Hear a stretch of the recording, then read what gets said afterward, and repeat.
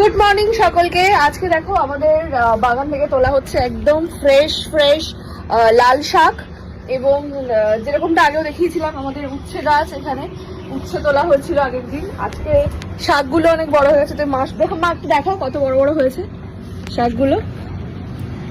ওফ, একদম ফ্রেশ, মানে একটাও মানে হয় না পাতা পোকা ধরে যায় সেরকমটা নয়, কিন্তু আমি তোমাকে একটু ক্লোজে দেখাই, দাঁড়াও। এই যে দেখো অনেকটা হয়েছে, আরো প্রচুর আছে না, মানে এগুলো তুলে নিলে বোধহয় মানে যেগুলো আবার দুদিন হয়ে যাবে, ছোটগুলো বড় হয়ে যাবে আরো, তাই না? মানে ওরা বাড়তে পারছিল না, খুব ঘন হয়ে গেছে তো এই জন্য বাড়তে পারছে না, বড় বড় গুলো তুলে দিলে। ওই দিকেও আছে বোধহয় অনেকগুলো বড়। ওফ, দারুন দারুন। এবং আমাদের 8তলা ব্যালকনিতে এত সুন্দর এই নতুন বেগুন গাছ হয়েছে, এবং এটা হয়েছে তোমার পুঁই শাক, এদিকে আছে লঙ্কা, এগুলো নতুন চাষ হবে এবারে। আজকে কি করবে? শাক ভাজা? হ্যাঁ, শাক ভাজা হোক আজকে। তো তোমাদের কাদের বাড়িতে ব্যালকনি বাগানে এত সুন্দর সুন্দর শাক সবজি হয় কমেন্ট করে জানিও। টাটা। এঁচড় দিয়ে ডাল রেডি হয়ে গেছে, শাশুড়িমার হাতের রান্না। খেয়ে বলো, তুমি নিশ্চয়ই এটা খেয়েছো, ছোটবেলা থেকে খেয়েছো তো মায়ের হাতে। শুরুতেই সাথী এঁচড়টাকে সুন্দর করে এভাবে কেটে ফেললো, তারপর এঁচড়টাকে নুন হলুদ দিয়ে সেদ্ধ করে রাখা আছে।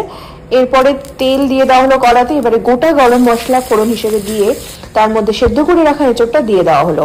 এদিকে দেখো মুগ ডালকে সেদ্ধ করে রাখা হয়েছে, আর এদিকে এঁচড়ের মধ্যে পরিমাণ মতন নুন হলুদ সমস্ত দিয়ে দেওয়া হলো। এর মধ্যে অ্যাড করা হলো আদা এবং টমেটো পেস্ট একসাথে করে রাখা হয়েছিল, সেটাকে দিয়ে দেওয়া হলো। এরপরে জিরে গুঁড়ো, ধনে গুঁড়ো এবং লঙ্কা গুঁড়ো পরিমাণ মতন দিয়ে ভালো করে কষতে হবে এঁচড়টাকে।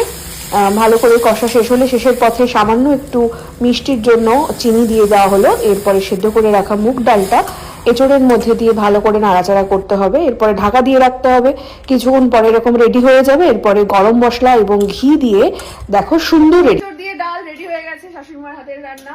কেমন হয়েছে টেস্ট করে বলবো। আজকের লাঞ্চ হলো এটা মাশরুম বেগুন ভাজা, এটা হলো তোমার পুঁই শাক, এটা ট্যাংরা মাছের ঝাল, আর এটা স্পেশাল শাশুড়ি মায়ের করা এঁচড় দিয়ে ডাল। খেয়ে বলো, তুমি নিশ্চয়ই এটা খেয়েছো, ছোটবেলা থেকে খেয়েছো তো মায়ের হাতে। আমি কখনো খাইনি, তো আমি টেস্ট করে দেখবো ফার্স্ট টাইম। দেখি এবার আমাকে দাও দেখি। তো আমি একটু খেয়ে দেখি, দাঁড়াও কেমন হয়েছে। অসাধারণ অসাধারণ খেতে হয়েছে। কেমন, দারুণ না?